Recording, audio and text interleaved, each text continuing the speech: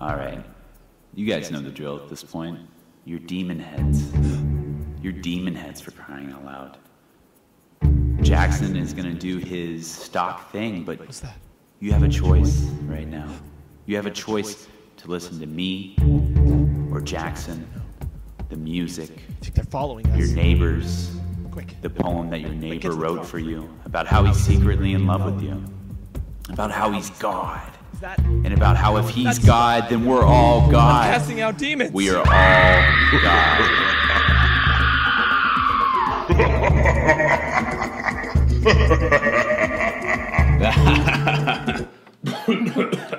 Hey guys, Hey, what's up, demon heads? Excuse me. I'm Bailey. And I'm Zach, I'm Austin, and we are casting out demons. and we're talking about casting out demons. We are talking about casting out demons This is the today. truth.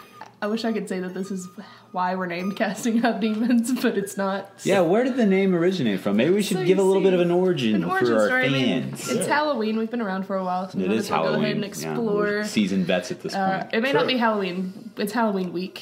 For those of you that are sticking with us in our 7-episode release. October 24th is Sure. the date. Yeah. Today's October 24th. Yeah. We all remember what happened at the beginning of October in the news, and we're all still thinking about that. Such a terrible tragedy. Yeah. But is it really a tragedy? Who I knows? suppose that's the real question. Right? Those poor llamas. Llama drama. That was my favorite news story. Does this count as the origin story? Yeah, so where did the name come from? We'll do the origin Okay. story, and then we'll do trick or tweets. Okay, sounds good. So our name, for those of you, all of our millions of fans that have been asking, came. Actually, this is not our original name. Our Yes. working name was actually Dead Man Talking, but there was a dark comedy from Belgium, I believe, and also an ongoing book series with the same name, and so. And there was also a feminist group that I headed that had a problem with the name being Dead Man Talking. And we wouldn't really. They were like, "Whoa, man!" Yeah. Whoa. We took off my bra. It took about 4 days to burn it, but you know, It was really big. I have a really big bra, He's just very wide. very wide set man. It was the home for many children. Oh my god. So this is all in our origin story. So I was stuck with a dilemma. It was 2 a.m. I had to come up with a name, and so all of a sudden, I thought casting out demons. It just like kind of came to me in a She vision. was possessed by the idea. Oh yeah, sure. Yeah. Cha. So what movie are we talking about today? So speaking of being possessed by demons, and then casting them out, we're talking about The Exorcist. The original Exorcist. The original Exorcist. And so we decided to have Austin back. Austin Hiddleston. They found me. No relation. Yes. We actually, he flew in from Pittsburgh to come in for this episode. Just this one episode. It's true. Since it is October 24th, 2015. So Sure. we're actually taking him back to the airport after this. He just flew in Yes. for 1 hour. It was $900 well spent. But ever since Worth it. I got that big raise at work, boss, I was able to afford his plane ticket, no problem. Aw. Thanks again, Zach, for that. Hey, no I problem. really appreciate it. Hey, man, ever since my boss gave me a raise, it was really not that big of a deal. Yeah. Oh man, so trick or tweets. Trick or tweet time. Austin. Who wants to go first? Austin? Do you want to go first? You Me? want to go first? Yeah. Yeah, I have one. Why not?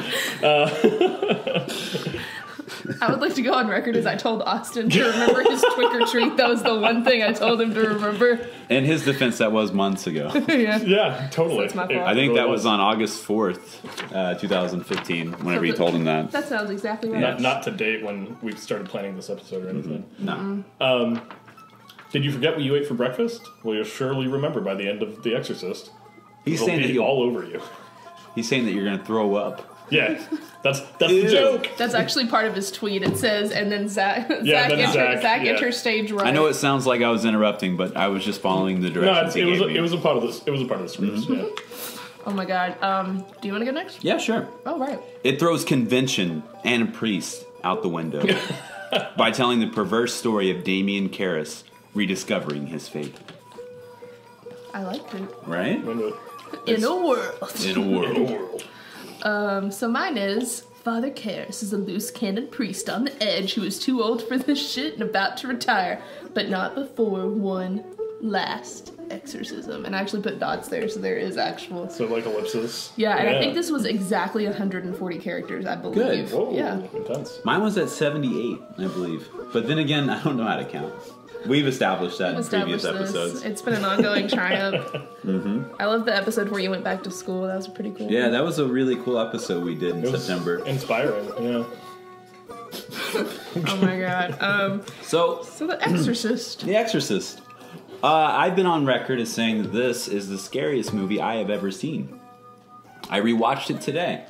I still think that. I still think that it's the scariest movie because, well, maybe scary is not the right word. I would say the most unsettling movie. Yeah, that's a good phrase. I feel that. And I watched it back in the days when I was still a religious young pup, walking around the streets praising Jesus. And it shook the religious core of me. I think that's where the initial fear came.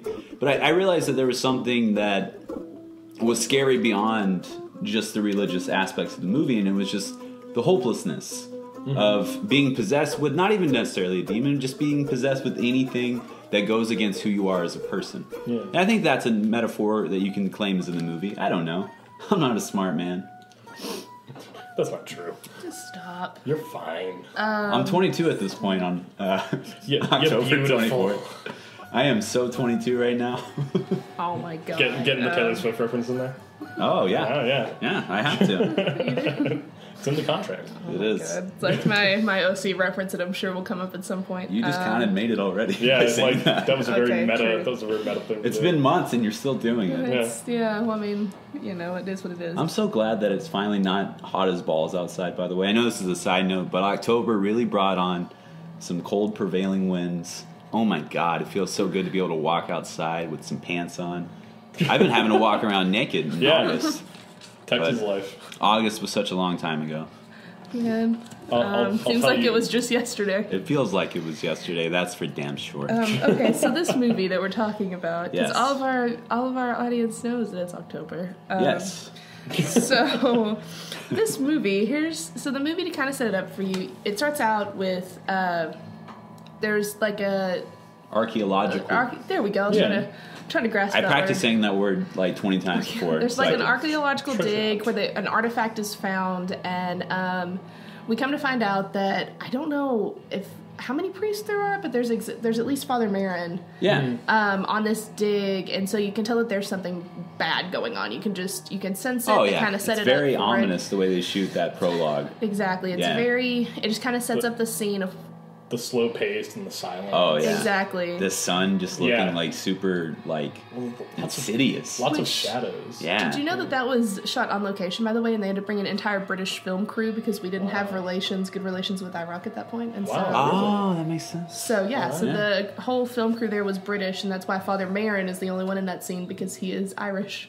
Really? Oh, really? So That was yeah, fine. we just didn't have any good relations, so none of the American actors or crew could go. Very cool. Yeah. So Do you know that the actor that played Father Marin was only in his 40s during the time of the movie? Yes, And they used like some extensive makeup to make him look like he was in his 70s. like latex Really? and stuff. Yeah. Yeah. I didn't know that. No, Yeah. that's intense. Yeah, it was also. Did you know Father Dwyer is actually a real priest named William O'Malley who teaches Yes. at Fordham University? Yeah. And I forget what he exactly calls this. It's like that pornographic, demonic movie he was in, and that's what he calls. That's Wait, what he tells really? his students. Yeah. That's awesome. There's a part I read about online where the director, William Friedkin, asked Father O'Malley, "Do you trust me?" And he says, "Yes." And as soon as he says that, he slaps that dude right across the face. God. To kind of get like a genuine reaction to the scene where... Can we go ahead and say what happens? Yeah. Just spoil it. Yeah, whenever Do it. Father Karras dies, jumps out of the window, Wow. slaps him across the face. Did you know that? You know how in the part where Father Marin's trembling in the bathroom, Yeah. Friedkin shot a gun off in his ear. Yeah, I know. Yeah, and that's why he's Whoa, are you trembling. serious? Yeah, he was Oh my like, God. he was like, "Were you ready?" And he's like, "For what?" And he shot a gun off beside him. It was a blank. Still Yeah. though. I clearly did not do enough Well, I mean, research it's on like, this. it's like No Ellen idea. Burstyn, who plays Chris, who's Yes. the mother. Mhm. She has a permanent spinal injury because when she falls, at the point when it jerks her back, the harness jerked her back heard so her hard and coccyx. she heard her coccyx. So the scream that you hear is real. And she's upset that that's still in the movie, by the way. Wow, really? Yeah, a lot of them got injured and I saw somebody said it's like we weren't even acting because a lot of the things were unplanned. Like when Father Karras gets hit in the face with vomit, his reaction's genuine because it was supposed to have hit him in the chest. Oh, Yeah. really? But the tube in Linda Blair's throat that they put in there, by the way, they made her vomit. Like they got her gag reflex going. And so it hit him in the face and it wasn't supposed to hit him in the face. That's why he looked so looked disgusted when it Wow. happened. Because yeah. it wasn't. Also, that's not Campbell's soup, by the way. It's Anderson's because Campbell, the consistency wasn't good enough. Yeah. Just to let you know. And that's what really matters. Side note, Ellen Burstyn was in 5 episodes of Louie. She was. Yeah. Wait, who She was. She played, the what's her neighbor. name? Oh, The- I can't think. The neighbor with the couch. You know the love interest where Louie has with the girl that can't speak any English? Yes. Yeah, it's yeah, her aunt. It's her aunt. Yeah. Sorry, I remember her aunt. Yeah. Intense. Yeah. That's really cool. I knew I recognized her from Tracing the somewhere. steps. Yeah, So- she was also in my favorite Ellen Burstyn role is Requiem for a Dream. Because I've never seen that holy movie. shit. Me neither. It's a great movie, but it's one of those movies you can watch like maybe 3 times total in your entire life. Like it's super intense and Before very it graphic. just burns you out. Yeah, internally. I got actually an A++ from Shannon at St. Edward's University. Yeah. Shannon Butler. Yeah, shout out to Shannon Butler. Shout out to Shannon Butler SB. because I wrote one of my freelance or one of my creative pieces for film theory analysis on Requiem for a Dream. So shout out to Shannon. Hardcore. And Little Bailey went on to write some really great things for Hello Giggles. Hopefully. Yes. Well, she's been doing great. She's been at it for a couple months now, and she's doing a great job. Hopefully they'll keep me. I don't know. We'll see. Yeah. Still too early Did to you tell. did you know? I was reading. Speaking of watching movies, like you can only watch 3 times, but you think that The Exorcist would fall into that category? You can only watch this movie a few times. It's an intense movie, and especially at the end, it gets super intense. But I was reading online, and there's this guy who's like this famous critic. His name escapes me right now, but he's watched it over 200 times. He's watched this movie 200 I times, can't even imagine that. and he claims that something is different each time he watches it. Well, I think that speaks volumes to the layers that this movie has. I think that there's a lot more going on than a lot of people, like, at face value, give it credit for. Well, then on that note, let's go ahead and kind of dive into. We've given you some history of Yeah. some things that happen, so let's kind of dive into what actually happens in the movie. Yeah, Yeah, totally. can I interject? I have one more fun fact about, Okay. and then we'll You can go have more dive. fun facts later. Okay, I just very feel cool. I just feel like our audience is like sitting here on a brisk October night listening to us and waiting for the actual Well, It's a bit- summarization. Brisk is an actual great segue for what I'm about to bring up, though, because did you know that Reagan's room was constructed in a freezer? Really? It was like Yes. below freezing, right? Yeah, it was Wow. like 20-something degrees in there. No They had idea. to get the real breaths, yeah. Coming wow. up. Yeah. Intense. And that's what Linda Blair to this day can't handle when her room's cold because it gives her like PTSD to filming The Exorcist. Yeah. Jesus. How did she handle that? Because she was was just in a nightgown. Like all the other Yeah. actors were allowed to have coats and stuff, but she just had to be in the nightgown. And Yeah. so like, Freezing in that room. Yeah. Wow, that's terrible. All right, let's that's dive right into All the... right. Go on. So to kind of set this up, Reagan, who is arguably not the central character No, at all. Yeah. Her mother is a famous actress who's played by Ellen Burstyn named Chris. And so Reagan finds a Ouija board in the basement, Yes. and we are introduced to the idea of Captain Howdy, who totally called dibs on that as a band name. That's a great band name. Captain Howdy, who is this entity that she's been speaking with on the Ouija board. Mm-hmm. And so, of course, her mother laughs it off, and while her mother's there, the Ouija board in no way moves. And so we're like, oh, okay, and the audience kind of shrugs it aside. Well, it does move initially. It moves a little bit. Away from Reagan. Reagan, yeah. Yeah. And she asks the Ouija board, is my mother attractive or something Oh, yeah, along and those she's like, lines. that's not nice, Captain Howdy. Captain Howdy doesn't say anything. Oh. Yeah. So we have this going on about her mother who is trying to be an actress. And this is very applicable to the time period that it was filmed in. Because, this is the era of like Sharon Tate and everything like that. Yeah. And so I don't know why. I guess just because of, the whole Manson family and they got Yeah. slaughtered in Rosemary's Baby. I think that's probably why I segued there. So I retract my statement, but I don't know why I went there. But so you have that idea, and then you also have Father Karras, who is kind of wanting to get out of the priest business. Yeah, he's completely... I think his foundation for his faith is being shaken because his mother's so sick, and there's really nothing he can do about it. Yeah. And he's trying to get his mother to leave the house so she can go somewhere to get professional care around the clock, and she won't do it. So he has her committed. He has her committed. Mm-hmm. And then she dies. And She then dies, She yeah. dies alone. Alone. Yeah, and so he is also a psychiatrist. Yeah, he was a Yes. priest Yes. first, and the priesthood Yes. paid for him to become a Psychiatrist. psychiatrist. Yeah. And so... And we should say that this guy looks like Sylvester Stallone's like stunt double. Did Yeah, you definitely know, true. Yeah. Did you know that Al Absolutely the case. Pacino was in the running until the very end for him? Really? Oh, really? For the Father Karras Did not know character, Al that. Explain, go Pacino. on. Yeah, also, other fun fact, I know we said we were I done, but I'm not. probably know it. Carrie Fisher and Debbie Reynolds were actually considered and lost out at the last minute to Ellen Burstyn and Linda Blair for the mother-daughter, and they're an actual mother-daughter. For Yeah, those of you and who I don't think know. really? that's Yeah. very interesting. Yeah. I know that Stanley Kubrick was asked to direct this movie and the subsequent sequel, and he turned down the first one, claiming he had to do other work on other projects. And while the idea was interesting, he would eventually go on to direct his own horror masterpiece. But he was also approached to direct the second one, and he went back and rewatched the first one and said, there shouldn't be a sequel to this. Yeah. Well, no, there should not have been. Yes. Yeah. We'll touch back on that later. Yeah. I've heard It's a like, little bit. because I will argue the only, in my opinion, Mm-hmm. one of the only sequels that works well is Halloween and Halloween 2. The original John Carpenter. Those Yeah, work well those were together. great, Those yeah. mesh well together. Yeah. Like, And that's why I think that's why I like H2O so much. Because it picks up where Halloween 2 left off. Anyway, not the point. So so many sidetracks. We should. I want to Yeah. backtrack and talk about why he was going on the archaeological dig in the first place. yeah, go for it. Mm-hmm.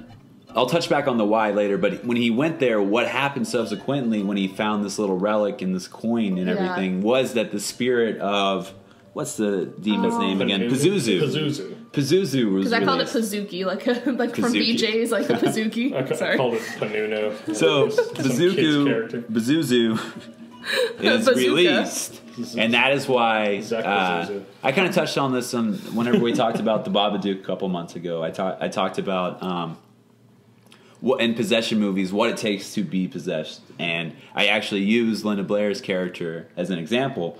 And I forgot to mention then that she was using a Ouija board, and that makes her a perfect conduit for a spirit that was released on the other side of the world.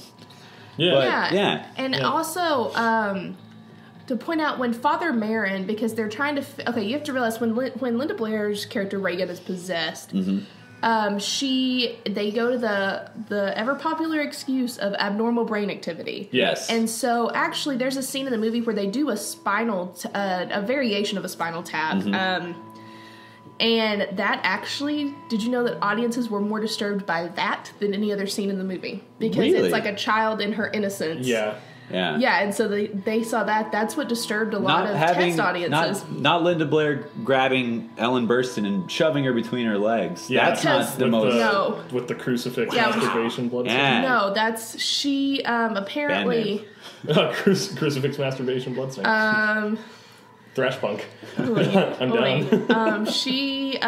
It's because audiences, there was no effect or anything. You just saw Linda Blair, you just saw this young girl in an immense amount of pain and her mother having to watch helplessly. And Yeah. so that's what kind of disturbed audiences. I think because they connect with that more. Exactly. Yeah, and that's a fear that everybody has more so. Yeah, than of like your child possessed. falling ill and you have... Well, it's Yeah. so much more realistic in that way. Yeah. Oh, yeah. Like Yeah. it's easier for people to grasp onto the idea of mental disability.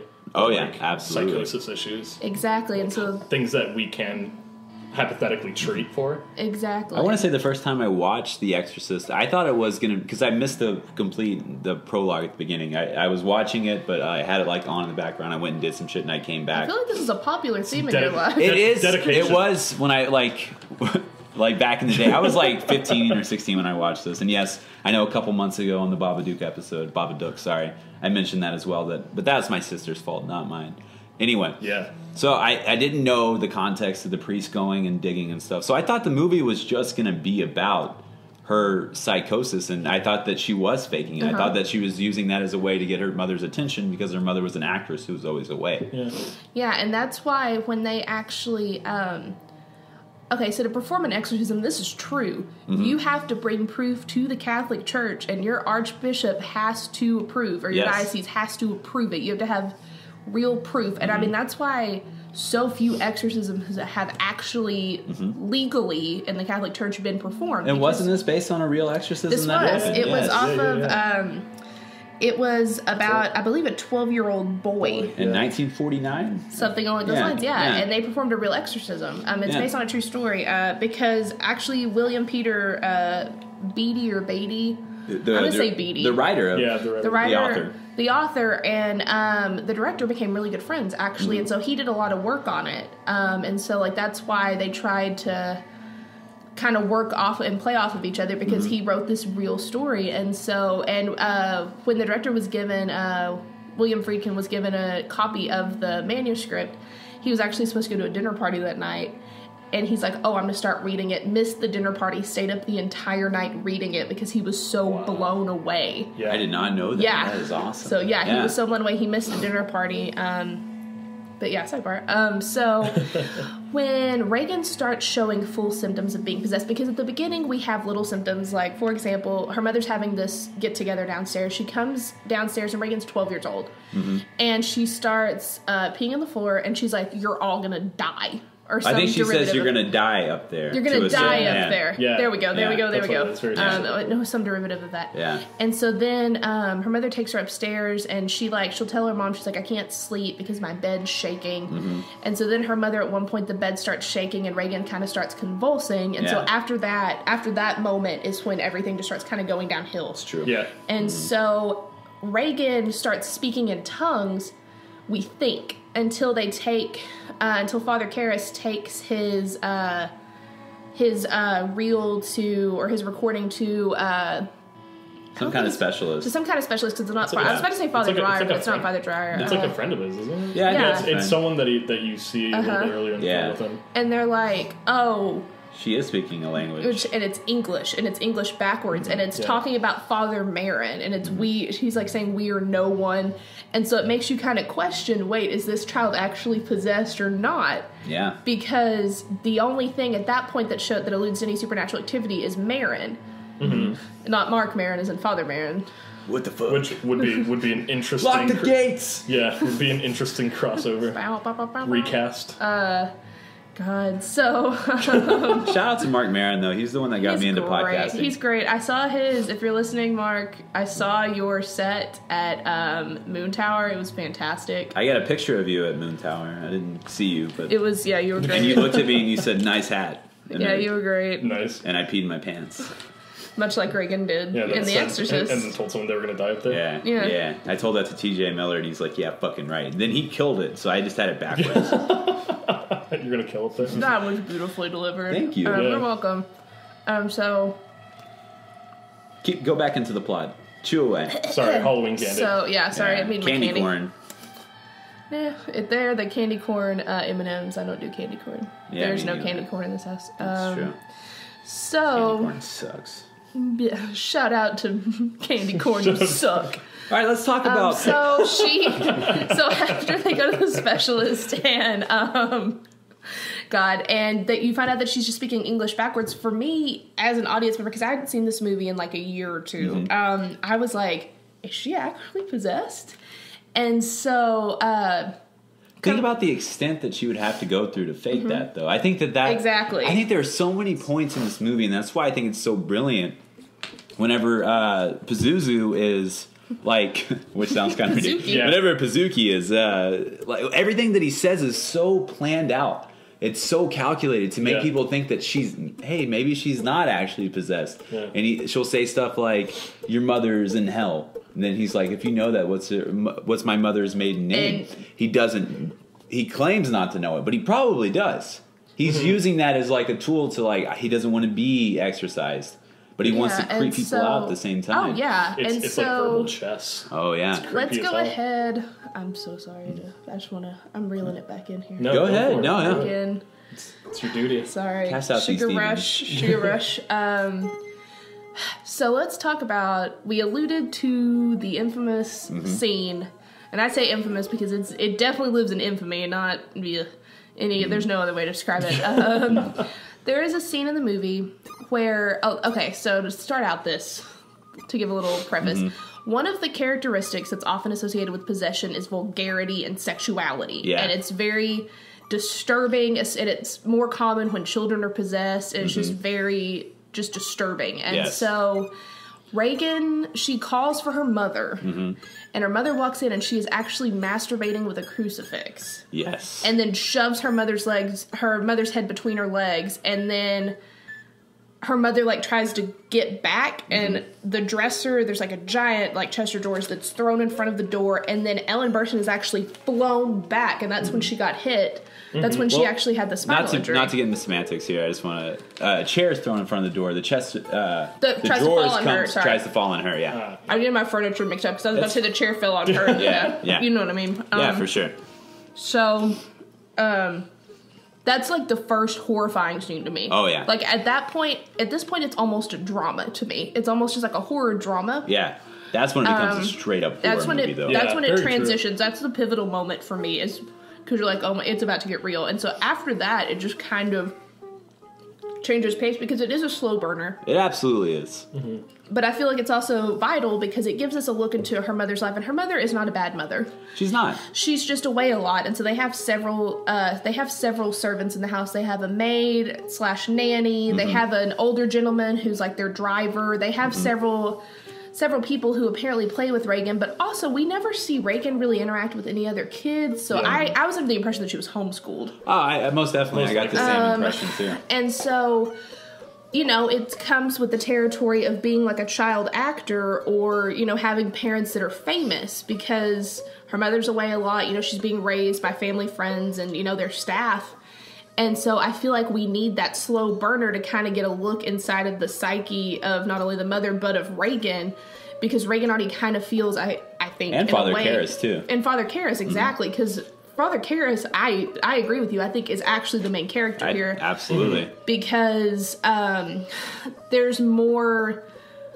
Earlier in the movie, we have more of a focus on him earlier in the movie, and then through the exorcism, we kind of change to Father Marin, and then we go back to Karras. So he kind of bookends the movie. Oh, yeah, absolutely. And so, so the masturbation scene is definitely like the pivotal moment, and that's when everything kind of changes.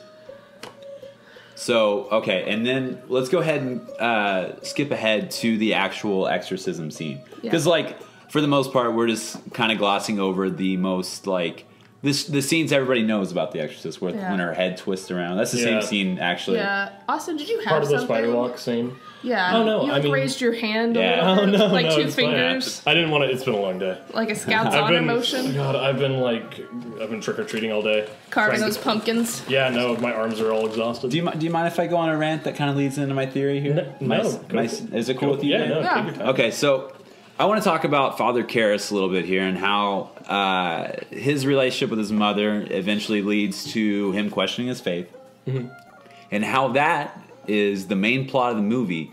And I think that alone proves my theory that Father Marin released the demon of Pazuzu on purpose. Oh, really? Do tell. Okay, now ask yourself this. Why the hell is a priest in Iraq on an archaeological dig? Ask yourself that. Why the hell is he there? Too much church funding? Too much church funding? Is he just like an archaeologist on the side? Is that like a hobby of his? No, he was going there for a very specific reason. Because later in the movie, we learned that Father Marin had exorcised someone before. In Africa, right? Yes. And this is a very crucial part of the movie whenever Father Karras is talking to Father Marin, and he's trying to explain what he believes is maybe Reagan's making this up, or the demons that they're dealing with. He says there's 3 of them. And he's like, no, there's only one. So I think that this is kind of Father Marin. He's got his own self-righteous mission to him. That's why I think that he eventually dies, is because he's not pure of heart. Well, and he clearly has his own demons. Oh, That's yeah. definitely true. Absolutely. I mean, he's got the massive, is it opiate dependence? Does he have What it? is it? It's some sort of medication. I saw the drug. medication. I just thought that he was old and just needed medication. Oh, yeah, that might be the case as well. But he might, That's a cool theory, though. If he has... Yeah. And I mean, that would also explain almost why he went overseas, too, because it's easier to get your hands on opiate. Yeah. Well, and that's a part of the scene, and opiates. that's a part of that scene in the prologue. Is he finds the stuff, and then he goes back into town, and they give him a little metal tray, a metal tin, and he pulls it out. It's I was just say metal tin that he uses in the bathroom, right? Druggy Altoids in it, whatever the fuck they are. Very cool. So 2 birds right there. Done. So I have another question to you. with everything that takes place in the movie, why is Father Merrin's death off screen? If it's the most crucial death in the movie, maybe beside Father Karras's, because why does it take place off screen? And I have a theory. Because we never see, to just kind of clarify what Zach's talking about, you hear Father Karras has to take a break because Reagan comes to him in the form of his mother. Yes. And she's like, his name was Damien, and so his mother's pet name for him was Demi, and she's like, Demi, why did you leave me, blah, blah, blah. And it starts affecting him, and he's like, you're not my mother, you're not my mother. And so Father Merrin sends him out of the room. That's very important. I think Father Merrin knew that that was going to happen, at least to some extent. He was looking for a reason the entire time to send Father Karras out of the room. That's why that scene that I think, I may be just imagining all this, maybe this didn't happen, but I think it's very important that we don't know why he died. And I think this is another point that proves my theory that whenever Father Karras leaves the room, Father Merrin is like, I'm going to kill you. And I think that the reason that he released Pazuzu is because whenever he exorcised it out of it last time, he realized that the spirit of the demon didn't die. It just left. So his mission, the self-righteous mission, is to be alone in the room with Reagan to kill her and to kill the spirit. Wow. I think that's why he makes Father Karras leave the room. And then he reveals the plan to Pazuzu, and then he fucking kills Father Merrin. I think that's what happens. And I think that the reason that his plan doesn't come to fruition is because he's not pure of heart. And if he really was pure of heart, he would do what Father Karras does by going up there, taking the spirit of Pazuzu, resisting the urge to kill Reagan, and then jumping out of the window. Yeah, and committing suicide. Yeah, killing the demon inside of himself with himself. Yeah. Yes. So that's my whole theory. Intense. That's what I got for you. That's cool. I agree with this one. You do? I can get on board with this one. I can get on board with this one because it's like you said. Actually. I can get on board with this one because I think you're right. Because Father Karras is the main character of this movie. Absolutely. I would absolutely argue that he is the main character. It's not Reagan, it's not Chris. Because as much as we get like a little insight to them, it's not as intimate as it is with Father Karras. And see, you have to realize Reagan too is also dealing with parental problems because her father is gone. Her He's father's in another country, gone. Right? He's Chris is like frantically calling him, and her parents are divorced, I believe. I think so because it's never. I don't believe it's explicitly. There's like that scene where Reagan's asking if she likes this guy, like she likes. Yeah, and Reagan right? Reagan actually throws that guy. He's supposed to take care of Reagan. It's one of Chris's friends or love interests, and she actually throws him, or the demon, which she's possessed, actually throws him out the same window Isn't that Father the person Karras. that she says you're going to die up there too? Am I wrong? It might be. I think so. I'm not entirely sure. I don't think it's explicitly I think stated, it was the but person at the party. It was somebody at the party. Yeah. Yeah, and so it might. Yeah, it might definitely allude to that because I don't think we really get that. No, we don't really Burke. see an interaction between Chris and that guy either. And so he might be in there for a little bit, but I don't think he's in there for more than like 5 minutes. Yeah. And so she actually kills him out the same window. She throws him.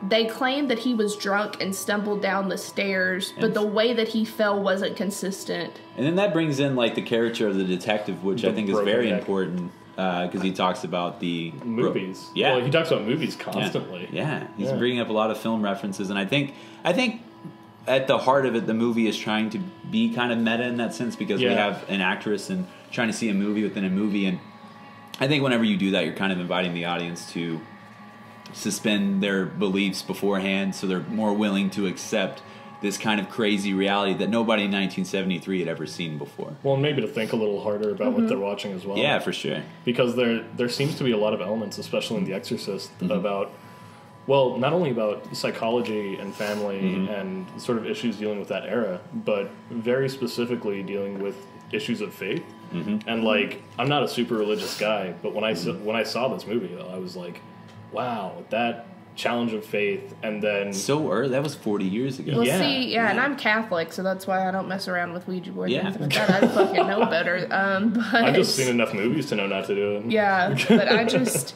one of the things that I noticed when I was watching this, Why do you think that Father Karras doesn't help that homeless man? Do you think that that's the demon coming to him early? Do you think, what is the symbol? Ooh. There's some symbolism there. I think that the reason think that it he's is? losing his faith is because he realizes that no matter how much he helps people, that they're just going to die anyway. So I think at that point, that's where he's most shaken in his faith, where he's like, there's really no point to helping you. You're already a part of this, like... Because he looks disgusted when this man's like, Father, could you spare some change for a former altar boy? Yeah. Well, and it's especially interesting. The other thing that I really got out of watching it was this strange dichotomy between like higher class and lower class, because Damien Karras is very much he's a lower class individual. Yeah, you see his living situation. Yeah, it's like very he poor. and It's he very and his, destitute. Yeah, his mother is living in what appears to be an incredibly poor. It's like a studio apartment. Yeah, in like and the reason that he very has her underdeveloped committed, area. the reason he has her committed is because he can't afford to put her into an assisted living place to begin with. Like he can't do any of that, Yeah. and so it's interesting that this very lower class priest dealing with a lot of issues, not only with his faith, but just with faith, Faith. not only with his faith. Yeah. It's been a long day, lots of chocolate. Not only with his faith, but with just sort of like the hardships of life and the city raining in on him and his mother, and Yeah. life raining in on him and his mother. There's a lot of hard reality stuff that makes people forget sort of about hope and about looking towards something better. Absolutely, Well, man. then- And that's he kind of is that for Reagan and her mother. Well, That then, is true. question: do you think that him having the demon come in him, because there was clearly no other way to, it Yeah. would just keep bouncing back and forth. Yeah. Do you think that was actually to help Reagan, or do you think that that was self-satisfying when he jumps out the window? Well, I think you can't. I'm for wouldn't be the. able to say anything to that, but I would say I subscribe would say to the for philosophical notion that there is no truly selfless act, but that doesn't diminish you helping somebody Yeah, if it's sure. helping yourself. So Yeah. I think that there was definitely an element of him. What did he have to live for beyond that? What else did he really have going for him? But he could make his life mean something. Yeah. And that's all anybody really wants. I think that's the most human thing about this movie is that he just wanted his life to mean something, and he spent his entire life trying to be a good son and somebody that was good in his faith. And he realized that all of that was shaken, that his mother was probably in hell, and to quote Reagan, sucking cocks in hell. He realizes that that's... Pazuzu, to quote Pazuzu. Pazuzu, Yeah, quote, Pazuzu. sorry, yeah. Reagan, I'm sorry. Linda Blair, if you're listening, which you probably are, I didn't mean that. Loved you in Hell Night, by the way. That's a great film. And anyway, so that's the most... He wanted his life to mean something. So I think, yeah, you can make the argument that it was kind of self-satisfying. But I want to say that... I'm glad you brought up the homeless person, because this is something I wanted to say, but I didn't have in my notes. Yeah, sorry. That whenever he sees that, that's kind of like... His redemptive quality at the end is that he wasn't willing to make a sacrifice for this person, but by the end of the movie, he's willing to make the ultimate sacrifice for somebody that really needs it. Mm-hmm. So I think that was another element that Friedkin was trying to like show in that contrast between him talking to the homeless person and him helping out these rich people. Now that there's maybe more layers to that than I realized, but that's all I got on that. Well, and I don't know. I prescribe to the selfless act theory. Like, I agree with it. One, because like he resists a very powerful demon coming into him, It's true. and like that is, and like one, he's a priest, but like he's a priest who's lost his faith, and then by the end in that act recovers his faith to overcome that demon. Yeah, and the fact that he has to like rediscover his faith, and the fact that his mother is speaking through, well, it's kind of arguable. Yeah, it's actually his mother or that- not, but that he might thinks not that. be, He yeah. definitely thinks of Yeah, that. exactly. And I think that the scene whenever he goes down the stairs, whenever Father Marin asks him to leave the room, and he's down there talking to Chris, and Chris asks this very simple question: "Is she gonna die?" And then he just says no. Mm-hmm. And I think he knows at that point what he's gonna do. And I think that maybe the anger of seeing Father Marin dead is also one of the things that led him to doing that. But I think he had his mind made up beforehand. Well, and it's especially interesting because it, like, if there's a sort of shining exemplar of like a holy warrior, like Damien is not really that figure. Like, at least He's almost an anti-hero. Yeah, exactly. Yeah. And so like, but in the end, he overcomes. And I think, I don't know. I think that's what I think that's the most film- heroic thing, right? Yeah, That was exactly. to overcome your demons. Yeah, it's exactly. It's very that. quick when he does it. It's Yeah, very, I mean, it's like it's a like very small 5 window. seconds, Yeah, but, like, but he does it. Yeah, exactly. And I think that's one. I mean, that's why the film really resonates with me and is like really beautiful in that way. Even like even through all of the very morbid or like vulgar scenes, it's like it's still very human. Yeah, it's a very incredible, heroic, overcoming story. Sorry. So I'm just playing devil's advocate. So go ahead. Since Reagan needed some sort of fatherly role and he needed some sort of caretaker role, do you think you would say that the cycle fulfilled itself and that's why? That's very interesting. I did not think That's why that all happened. Damn. I got snooze. Threw a wrench in my head. Right? Yeah, that's good. I'm gonna have to eat some more chocolate for this. That is. Okay, so to answer your question, yes, I do. I didn't think about it beforehand, but I think that it's an overwhelming yes. I think that's a very good point. Let's talk about the scene that didn't make it. Or did it make it into the spider walk scene? Was it in the original? Okay, so there's so there is. I want to make sure that I got this right. Okay. So you have to realize that William Friedkin and William Peter Beatty, they were really good friends until Friedkin cut some scenes. Mm-hmm. And so after that, their relationship was severed for decades until Friedkin released the version you've probably never seen, is what the title is. Yeah. So that's when they put the spider walk scene back in there. Mm-hmm. There's two different spider walk scenes, correct? Yeah. There's the one down the stairs, and then there's the other one that got cut, right? No, the one down the stairs got cut. Is that the one? The one down the stairs got cut. And she spits blood out of her mouth. Did you watch the scenes? No, I haven't seen the scenes. Okay, so one of them, she's spider walking like backwards, like her back is arched, and she's like walking down the stairs backwards, and then she starts spitting out blood. Yeah. And that's like one of the scenes. And the other one is she's spider walking down backwards, and then she kind of flips back over right and starts chasing Chris and starts trying to lick her. And even in the novel, whenever the scene happens in the novel, I think Reagan is chasing Chris around, and Chris doesn't notice it, and she starts licking her ankles. And I think that's one of the reasons the writer Beatty was so upset, was because that's what he wanted in the movie. And then I think... Were you about to say something? Because I have some... I was just going to say what Austin and I were talking about earlier about how they couldn't hide the wires because they had a contortionist come in. Yeah, the special effects were too obvious. And they couldn't... they couldn't... So in the version that you've probably never seen before, the wires are actually CGI'd out. And so it's everything is re-put into the movie. It's like a director's cut. Mm-hmm. Did you guys see the wires? And I'll come back to this because I really want to talk about the spider walk scene and how crucial I think it was to being cut. And I think Friedkin's reason behind it was really good. But the scene wherever she is, like whenever the exorcism is happening, they're saying the power of Christ compels you. Did you guys see I saw the wires coming out of Reagan. If you watch really closely, I wouldn't. You can see it. It kind of took me out a little bit. I didn't see it at all. Yeah, I understand it's 1973. It's hard to. I may have just been. I may have been too in it. Yeah, that's why. Because that's like the scene right after the shadow statue of Pazuzu is there, right? Yeah. Like you see the demon. Yeah. Plus, they've got all those subliminal message shots thrown in of like that guy in the makeup, which is awesome. That's actually, you know what that is? So cool. That's Linda Blair in white makeup. Those are different makeups that they tried out and they didn't use in the movie. So the original. Superimposed? Wait, are you serious? So the original teaser trailer for this movie was just those subliminal messages, and then The Exorcist, it got banned by most movie theaters because people were seizing during it. Oh, are you serious? And so Holy shit. and so a lot of the movies. Some people are getting possessed. So which actually, did you know Billy Graham, the pastor Billy Graham, said that there was an actual demon buried in the celluloid of this film. Oh yeah, that this movie was actually evil. I heard about this. Yeah, and that's a hell of a ploy to get people not to watch the movie in your congregation. And see, it's which is funny because there seems to be this strange dichotomy among priests of various faiths regarding this movie. Some of them are like, no, this movie is evil, it's sinful, don't watch it, it's terrible, it'll bring the devil out of you.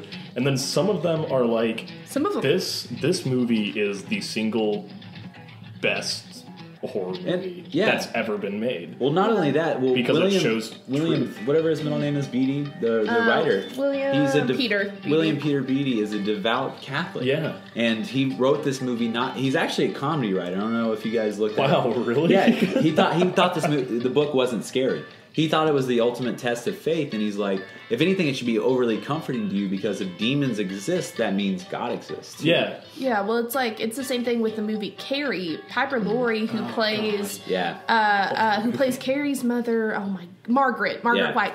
She to this day defends that Carrie is a dark comedy. Yeah. She still to this day is like, it's a dark comedy. Wow. So it's kind of that same concept about like how twisted is your sense of humor. Yeah, true. Twisted as the contortionist who did the spider walk scene. I- Hell of a segue to come back to my point that I was trying to make about the spider walk Yeah, no, scene. go ahead, sorry. So I think that the reason Friedkin cut it, and I read this somewhere, it could have been in a YouTube comment, somebody could have been making a good argument, or I could have read it where Friedkin said this, so I can't exactly tell you the source, but it's out there.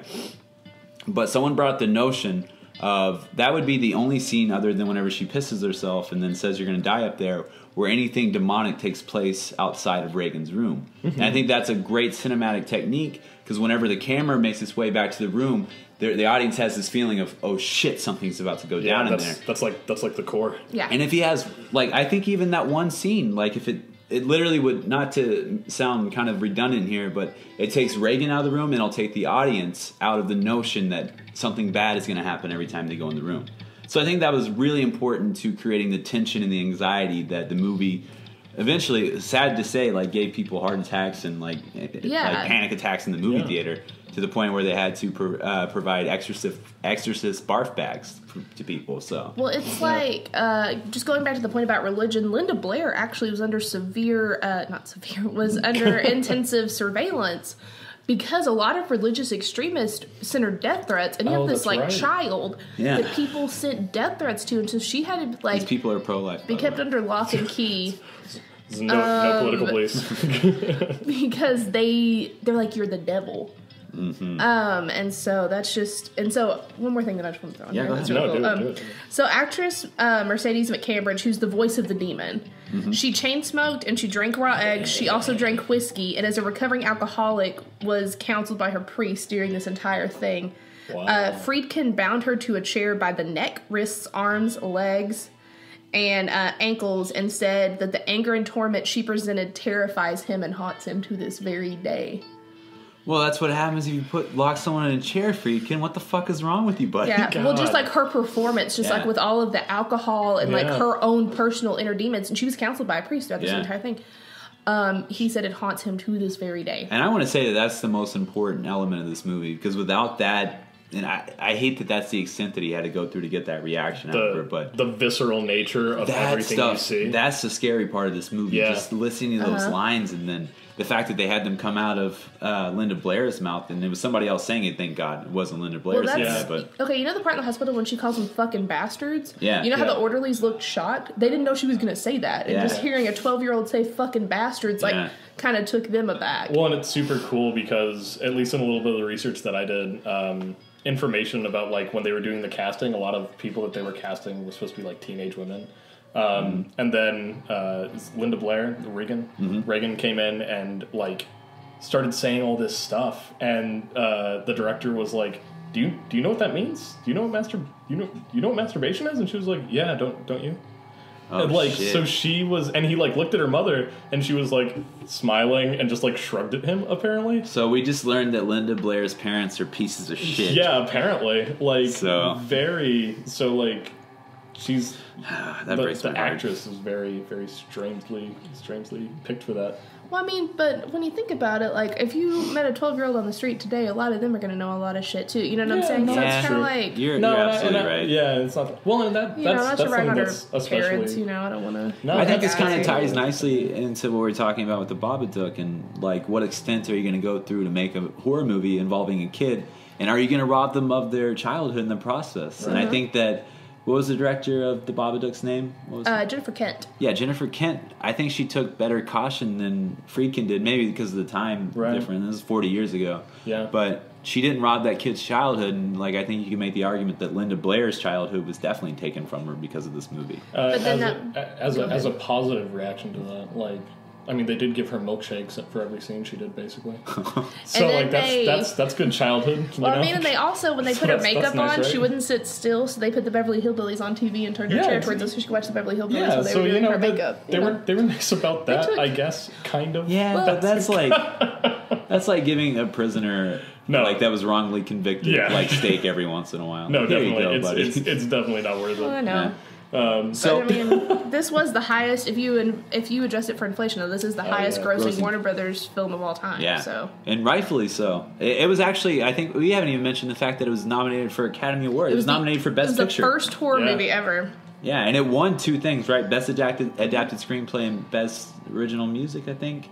I can't remember. It won 2 Academy Awards. But God, the music. Right. Can we talk about the music for this movie? That iconic scene when Father Marion gets out of the cab. Yeah. It's so horrifying. It chilled me to my bones, and it's such a simple tune too. Okay, which like that scene I can't take seriously anymore because if you've ever seen The Master of Disguise, the same actor is the grandfather of The Master of Disguise, and they play off of that scene. So that's what I always think of. That's actually interesting because I want to kind of segue into talking about what it's like for our generation and generations after ours to watch this movie post like Scary Movie 2 or just any kind of horror movie spoof, because I think one of the reasons we brought Austin on, because whenever we mentioned The Exorcist during the Birds episode, you said you couldn't help but laugh when you were watching it. Oh right? Yeah, definitely. Well, and I thought that was really funny when you mentioned earlier about Beatty Beatty being a comedy writer. Yeah, right. Is because like, well, and it's I don't know. Every time you talk about differences in genre, like.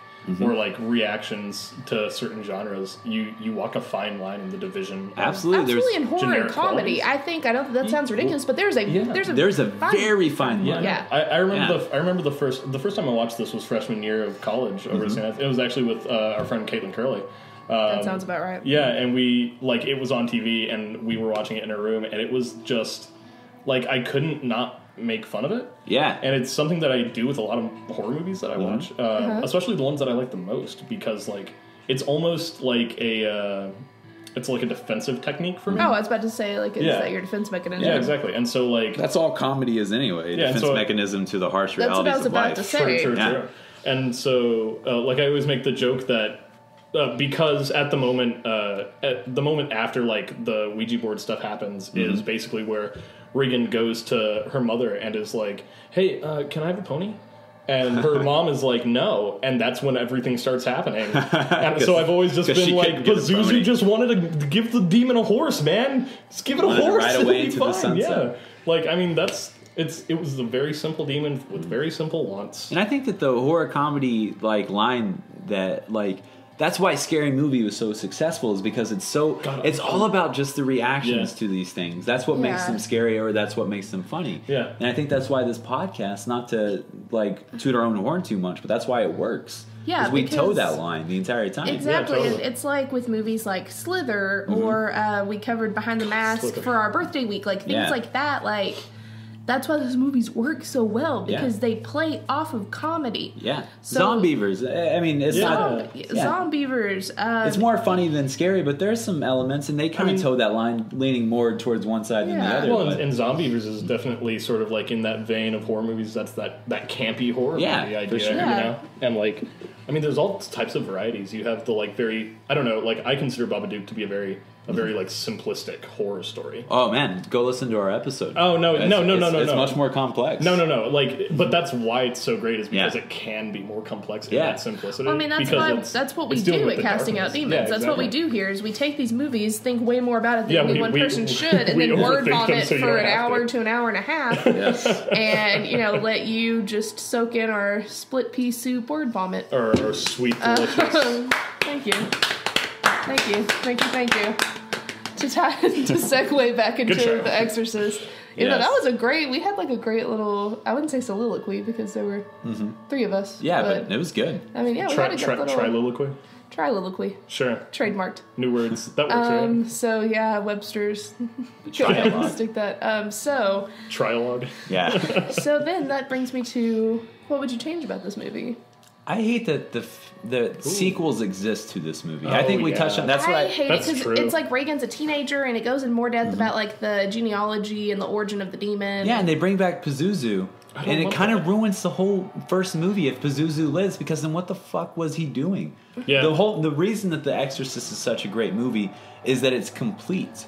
It's a full circle movie. And that beautiful scene at the That end where classic Father character. Dyer reads him his rights, Yeah. and then at the end goes to visit Reagan and her God. mother. Reagan doesn't remember anything, but I think Reagan does remember something because she kisses him on the cheek, and that's Yeah. her acknowledgement of like, I She don't tell knows. my mother, but I know what happened. Oh yeah, exactly.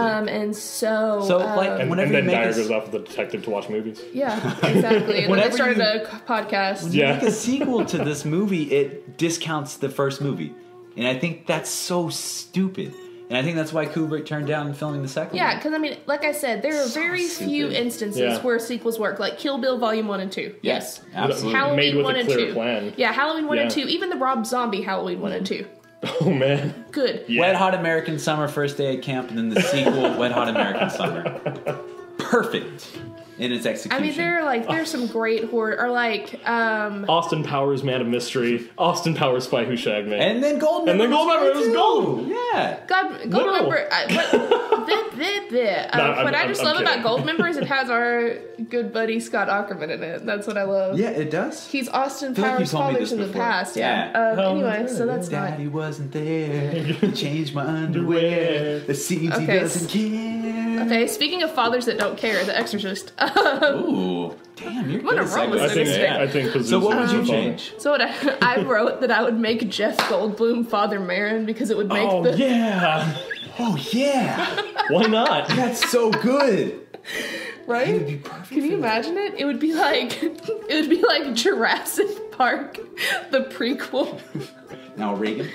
But Takes off his demonic part. glasses. Did you know that he's so charismatic? He's dated all of his leading ladies. Did you know that? Wow, Jeff Goldblum really? has dated every leading lady, Laura Dern, all of them. Damn, good for Just you, fun Jeff. fact. Well, I suppose that's But yeah, that's what I put that I would change. So I'd make Jeff Goldblum Father Marin because that archaeological dig would have been Oh yeah, so much better. 10 times Jeff hotter. Goldblum. Yeah. Would have been 10 times hotter than it was in real life. it's a pretty hot scene regardless. Yeah, sure. It, It's Iraq. Damn, that sun is blazing. that's all I put that I would change. That was the one thing. That's all what I would put. you change, Austin? God, I don't know, because like it's such a great movie. Yeah. I totally agree with the sequels. Okay. But I don't want to steal your thing. Oh, that's fine if you do, man. I've It's a tough thing because It's totally hard. It's a It's so complete good. movie. It is something.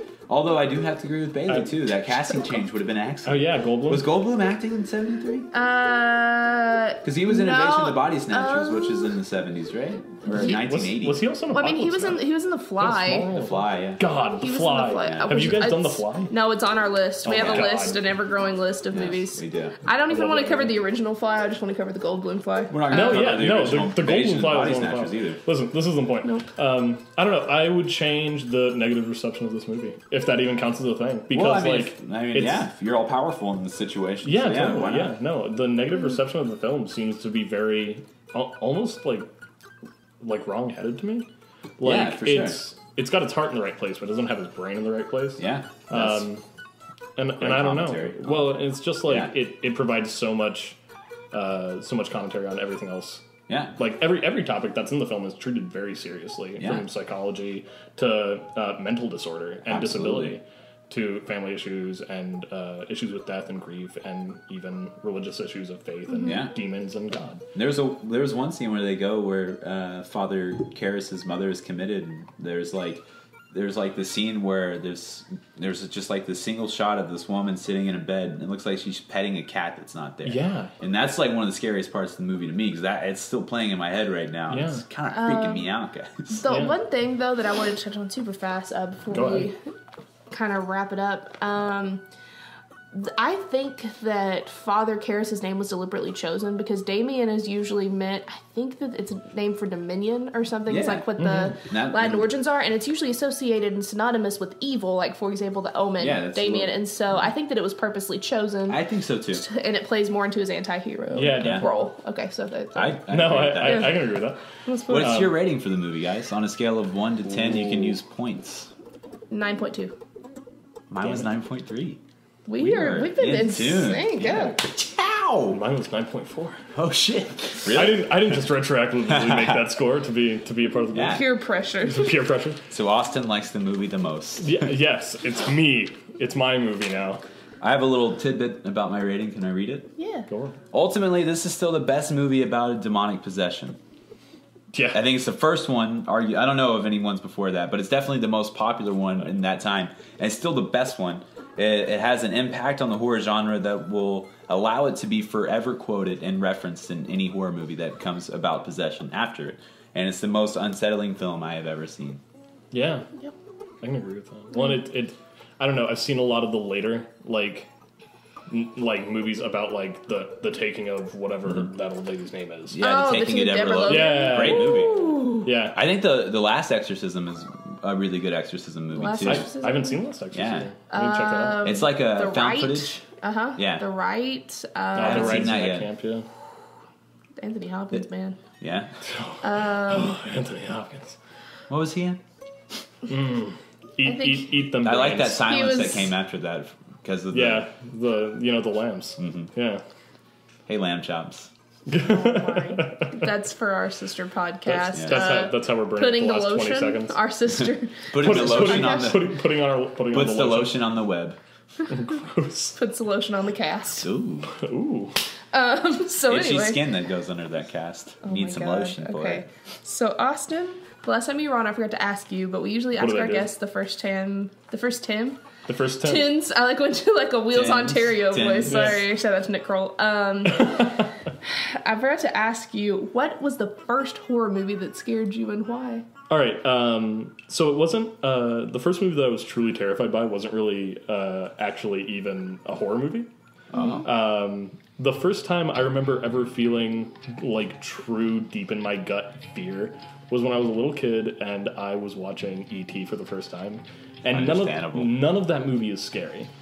But the scary, it's a scene that's it's filmed so well and it becomes fear for me. Is when Elliot is creeping through the brush after the ball comes back out from behind his shed, and he just like you see the extraterrestrial there, you see E.T. behind it, and he pulls it back and reveals it, and it's that slow turn of that puppet with the sudden explosion of screaming and the massive eyes that, like, to this day, like, I love E.T. It's an excellent movie. I want to point out That the movie is terrifying amazing interpretive dance that Austin just did. Oh, sorry, yeah, I'm, paint like, gesturing. To paint that scene It for was us. Austin Looking. is actually. I wish Austin You're in the was a wrong hand medium, model. man. Yeah. I'm better on stage. But no, it was that moment of the turn with, like, this explosion and, like, all of that childhood, like, investigation. I don't know what's about to happen. I know all about the turn and then the loud scream Yeah. from the scariest scene I've ever seen in a movie. Oh, what was it? Invasion of the Body Snatchers. Snatchers. Oh, really? Great one. Yeah, we covered that during our birthday week. So that's a Yeah. pretty good episode. If you don't listen to it yet. And other than that, it was Alien, but that's not the point. Well, I'm just glad. I can't wait for your podcast. Give you a hand. Oh, yeah, thank you. Sorry, When it you can is... talk all about hand models. Oh, yeah, true. and It's so a video and podcast. then you It's can just gonna be upload little pictures of my video. hand. It's like a vlog. There's no audio either. I'm It's gonna just have a his ton hands. of... I'm gonna have a ton But of like a followers. home and then shopping network, like rotational Yeah. turn the whole time. God, I'm gonna have a ton of followers, and then there's gonna be, like, the 100th episode is gonna have my face, and they're all just gonna vanish. Speaking of followers, let's segue on over to a little segment called Bone Plugs and Harmony. I am Yeah, following. totally. So, Taylor Swift. Austin, do you have anything to plug? Yeah, I'll continue to plug the same thing that I plugged last time. That's is, what she said. yeah. Ooh. Hey, yo. You made That's What She Said funny again. Thank you. And that's going to be the Fantasy Goon Squad podcast, where we whine about pop culture so you don't have to, as well as the Grantham Knights podcast, done by members of Fantasy Goon Squad, in which we play Dungeons and Dragons and other tabletop games very poorly for your enjoyment. Like, we just immensely fail. I continuously break my crossbows. Always when I need them. Right on. Yeah, so go ahead. It's so good. I'd like to plug something. Laughing at me. Yeah, go Like for it, goofiness. sir. All right, guys, I just wanted to plug this little podcast I've been doing. It's called Casting Out Demons. Aw. It features Bailey McLeod Perkins. Wait, is that not this? Are we It not- features Bailey McLeod Perkins as a cherubesque character who is trying to find her place in the world by using her voice echoing off a metal microphone. Phone. It also co-stars the very lovable and charismatic Zachary Busby. And that's all I have to say about him. Anyway, check it out. It's on iTunes, and I don't know. Give it a download. Subscribe to us. Leave us a review. Leave us a little review. Unless it's mean, and then don't. Or if you do, like, you leave a mean review, just know that I'll track you down, and I'll come to your house and I'll tickle you. Playing X gonna do to you. Unless you're like, yeah, never mind. All for his new prank show, Tickle Me Zachary. Tickle me, Zachary. Damn. Good idea. What did you drink before this? Because I want to drink that.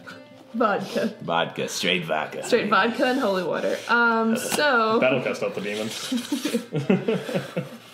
Something I struggle with every day, man. So to plug...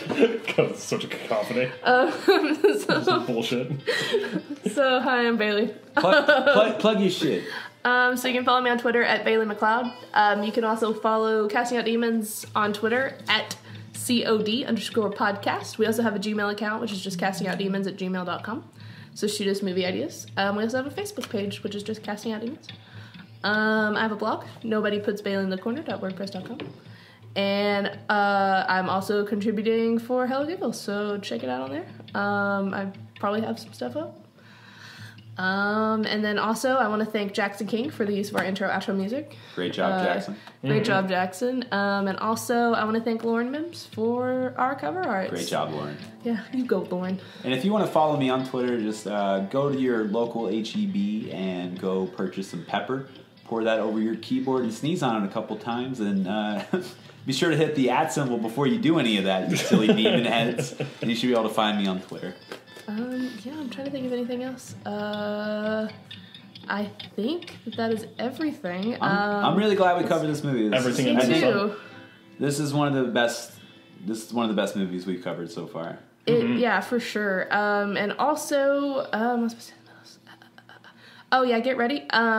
Every day this week, so 24th through the 31st, we will be releasing an episode for you. Yes. So get ready. We're probably gonna have some guests. Just us kicking it. So this is just the first of 7. So get ready. We will probably be sleeping the 24th through the 31st. So if you have any reviews, go ahead and leave them there, and we'll get them on November 1st. Figure it out later. So yeah. So thank you, Austin, again for coming on. We appreciate it. See you tomorrow. I appreciate it. See you tomorrow, demon heads. Yeah, and remember, ghosts have feelings too. The sequel. Casting Out Demons is a podcast, you fucking idiots. It is created by Bailey McLeod Perkins, starring Bailey McLeod Perkins and Zach T. Busby. Music provided by Jackson King. The original cover art brought to you by Lauren Cecilia Mims. Original score by Zach T. Busby. A poem. A poem is a collection of thoughts that are brought to you by Coca-Cola. Coca-Cola has written every poem. That is the only truth I know. Coke. Coke. Coke. Coke. Ooh, good Coca-Cola. The burning in my chest is making me question my existence. I just burped out my love for people, and it's all gone. Now I am a zombie. Coke. Coke. Coca-Cola.